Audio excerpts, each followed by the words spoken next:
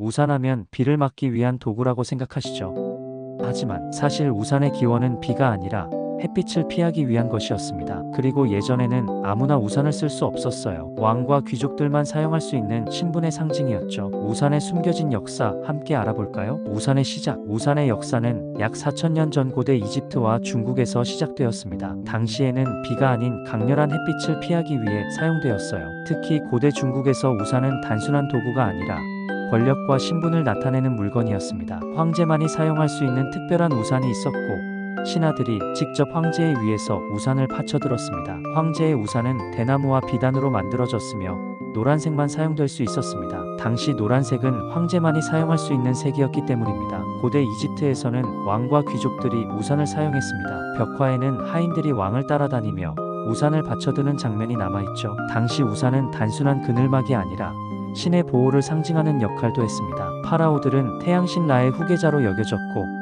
그 강렬한 햇볕으로부터 자신을 보호하는 것은 신성한 의미를 가졌다고 합니다. 고대 로마와 유럽에서의 우산 문화는 중국뿐만 아니라 고대 로마에서도 존재했습니다. 로마에서는 주로 햇빛을 가리는 용도로 사용되었으며, 특히 귀족 여성들이 우산을 애용했습니다. 하지만 당시 남성들은 우산을 쓰는 것이 여성스럽다고 여겨 일부러 사용하지 않았어요. 대신 귀족 여성들은 하인을 시켜 우산을 받쳐들게 했고, 이 모습은 신분과 부의 상징으로 여겨졌습니다. 로마 시대의 우산은 가죽이나 천으로 만들어졌으며, 일부는 금속 장식이 더해져 장신구의 역할도 했습니다. 중세 유럽에서는 우산이 거의 사라졌습니다. 당시에는 종교적인 이유로 자연을 있는 그대로 받아들이는 것이 중요하게 여겨졌기 때문이죠. 하지만 르네상스 시대가 되면서 다시 등장하게 되었고, 17세기 프랑스와 영국에서는 귀족 여성들 사이에서 패션 아이템으로 자리 잡았습니다. 비를 막는 용도로 발전. 비를 막는 방수 우산이 등장한 것은 비교적 최근의 일입니다. 18세기 유럽에서 방수 처리된 우산이 개발되면서